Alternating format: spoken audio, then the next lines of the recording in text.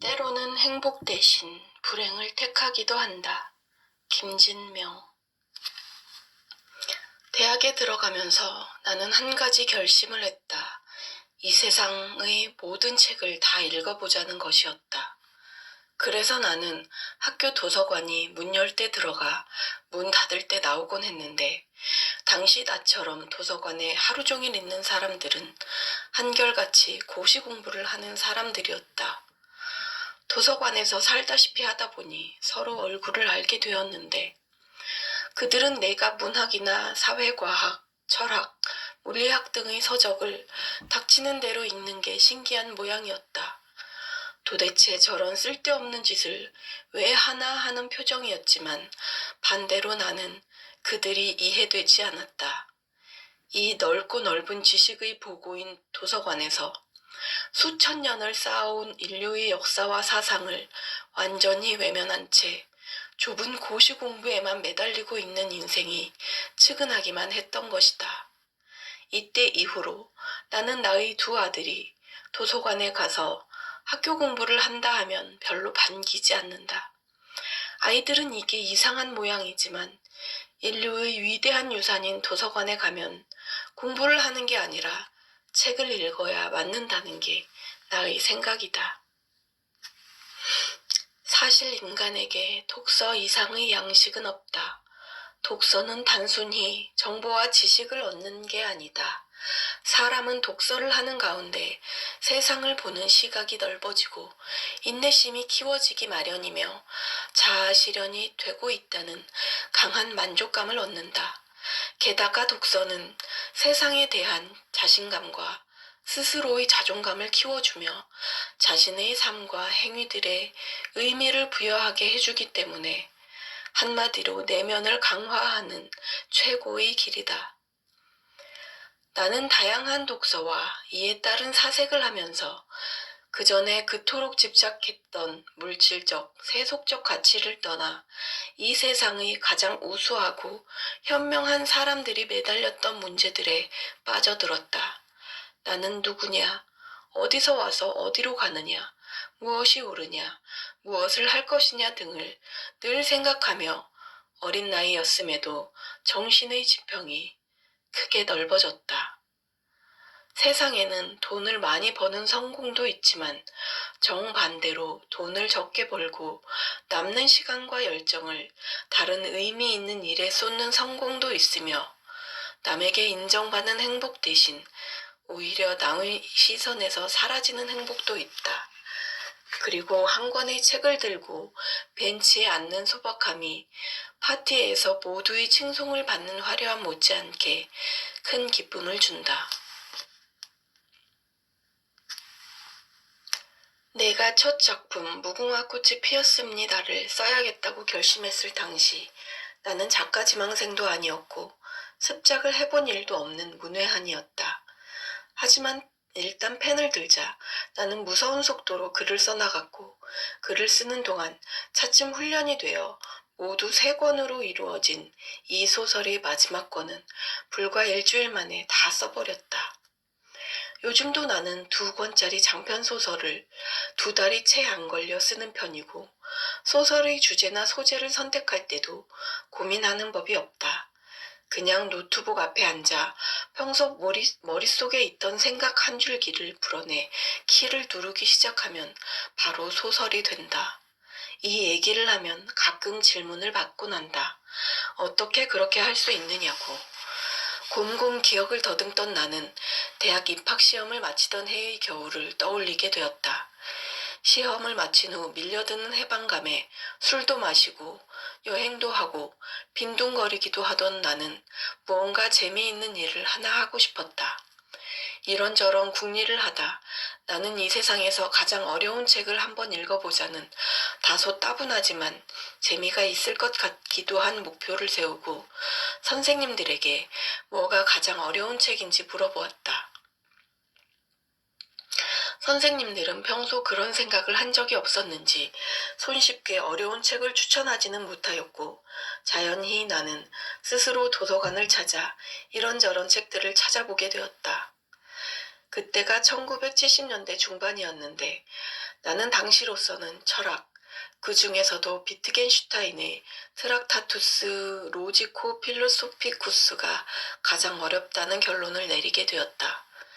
지금은 촉근 이론을 이해하기 어렵다 생각하지만 하여튼 그때 나는 트락타투스 로지코 필로소피쿠스를 물고 늘어졌다. 하지만 책이 워낙 어려워 아무리 집중해도 나는 그 책을 완전히 이해할 수 없었고 결국 자존심에 상처를 입었다. 스스로 명석하다고 자부하던 내가 한글로 된 책을 집중해서 읽으면서도 제대로 이해하지 못하는 것이었다. 하지만 이 사실은 나에게 괴로움과 더불어 반성과 분발심을 불러일으켰다. 나는 내가 상당히 책을 많이 읽었다고 생각하고 있었는데 그건 그야말로 어린아이 수준이라는 사실을 깨닫게 되었고 그해 겨울부터 나는 무섭도록 독서에 빠져들었다. 나는 일단 장시간 책을 보는 습관을 키우기 위해 재미있는 책들을 양으로 읽어내기 시작했고 지금 생각해도 이건 무척 잘한 선택이라고 생각한다. 요즘 독서 지도는 책을 좋은 책, 나쁜 책으로 나누어 좋은 책을 읽게 하는 게 중요하다고 생각하는 것 같은데 이것은 생각해 볼 여지가 있다. 악서와 양서를 구분하는 기준도 어렵거니와 나는 악서도 양서 못지않게 나에게 이바지했다고 생각한다.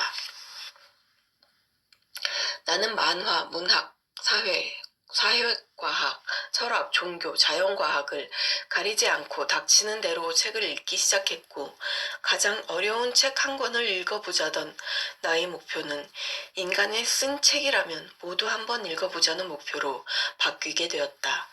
나의 이런 독서 탐험은 일단 대학 2학년 말이 되어서야 끝이 났는데 그때까지 나는 대학에 들어가서도 미팅 한번 제대로 하지 않고 도서관 문이 열리는 시간부터 닫히는 시간까지 늘 학교 도서관에 머물거나 다른 대학 도서관을 찾아갔다. 독서는 자연히 사색으로 이어지기 마련이라 나는 많은 시간 세상의 여러 분야에 대한 생각에 잠기게 되었고 그 이후 지금까지도 나의 눈과 귀를 통해 들어오는 세상의 모든 정보는 뇌 속의 데이터베이스와 의식에 결합하고 있다. 그래서 나는 소매치기의 안창따기 수법에서부터 하이젠베르크의 불확정성의 원리까지 이 세상에서 일어나는 사람의 행동과 생각이라면 무엇이든 낯설어 하지 않고 어떤 종류의 소설도 쓸 수 있게 되었다고 자부한다. 독서에는 무엇보다도 시기가 중요하다. 이르면 이룰수록 좋다. 독서는 단순히 정보를 받아들이는 게 아니라 뇌 속에서 다른 기억 및 정보와 결합해 의식을 개발하고 창의력의 기반을 형성하기 때문이다.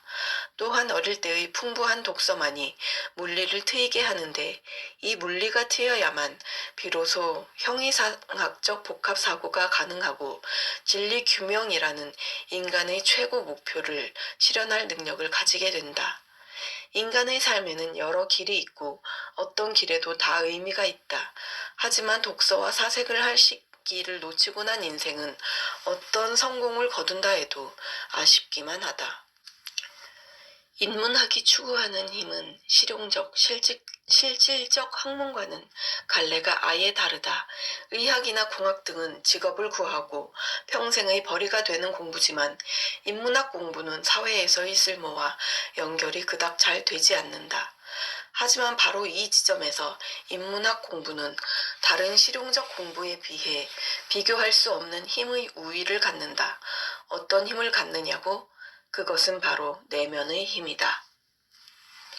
힘에는 두 종류가 있다. 하나는 외면의 힘, 바로 지식, 지위, 손, 외모, 소질, 백 등 눈에 바로 보이는 것으로 인간은 누구나 이 힘을 가지려 태어나 눈을 감는 그 순간까지 처절한 경쟁 대열 속에서 몸부림친다. 하지만 이 힘은 가지면 가질수록 자신을 상실한다는 단점이 있다. 부모를 호강시켜드리고 형제 자매와 이웃을 돕기 위해 돈을 갈구하지만 오히려 돈 때문에 거꾸로 가까운 사람과 원수지간을 만드는 경우가 비일비재하다. 내면의 힘은 이와는 전혀 다른 갈래에서 출발한다. 고급차나 명품 가방처럼 눈에 바로 보이지는 않지만 가지면 가질수록 마음이 편해지고 자신감이 차오르며 삶이 떳떳하고 행복하다. 나는 돈을 많이 벌지 않겠다. 조금 벌고 그 대신 검소하게 살겠다.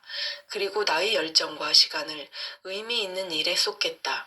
이렇게 생각할 수도 있는 것이다. 내면의 힘이 외면의 힘과 가장 크게 다른 것은 가지면 가질수록 점점 더 커진다는 것이다. 그리고 일단 이 내면의 힘을 가지면 어떠한 외면의 힘에 대해서도 흔들리지 않는다. 대통령을 만나든 재벌을 만나든 몸을 베베 꼬며 안절부절 못하는 게 아니라 자아 대 자아로 당당하게 마주하는 것이다. 내가 쓰는 소설은 메시지가 담겨 있다. 지금 우리 사회에서 무엇이 필요한지에 대해 쓰는 것이다.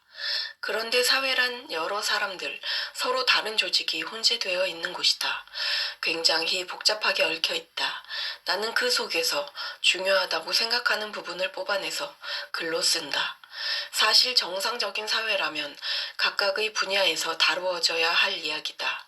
그런데 우리나라는 아직 각 분야의 문화가 서 있지 않다 보니 내가 쓰는 것들이 새롭게 느껴지는 것이다. 예를 들면 고구려는 중국이 고구려 역사를 빼앗아 가니까 자각을 해야 한다는 이야기고, 천년의 금서는 우리나라의 한이 어디서 왔는가를 다룬 것이다. 무궁화 꽃이 피었습니다는 우리가 과거 핵 개발에 어떻게 대처를 해왔고 한반도의 핵을 두고 주변국들이 어떻게 움직이는가 하는 문제다. 모두 너무 중요한 문제다. 다른 사회 같으면 당연히 각 분야의 전문가들이 다루고 분석했을 것이다. 하지만 한국에는 아직 각 분야의 질서정연한 문화가 없다 보니 그 일을 내가 맡게 된 것이다. 2013년 7월 2일 채널 예스에서. 소설은 굉장히 자유로운 글이다. 모든 걸 품을 수 있어야 한다. 한국 작가 집단과 평단이 보는 소설은 협소하다. 주된 관심사는 문체와 문학적 향기다. 여기서 문학적 향기란 권력, 횡포 같은 외부 자극에 방황하고 갈등하는 주인공의 의식을 주로 다룬다는 의미다. 하지만 지금 소설 시장을 휩쓸고 있는 외국 작품들은 그것만으로 독자를 사로잡는 게 아니다. 그 안에 유머와 가치관, 철학, 때론 무가치관과 무철학 같은 여러 가지가 담겨 있다. 또 온갖 종류의 미디어가 발달하면서 독자가 오히려 작가보다 더 수준 높은 상황이 됐다. 독자들이 모르는 게 없다. 그들에게 천편일률적인 옛날 얘기를 하는 건 책 읽기를 따분하게 만드는 거다. 지금까지 정도의 실력과 수준으로는 독자를 움켜쥐고 갈 수 없는 상황이다.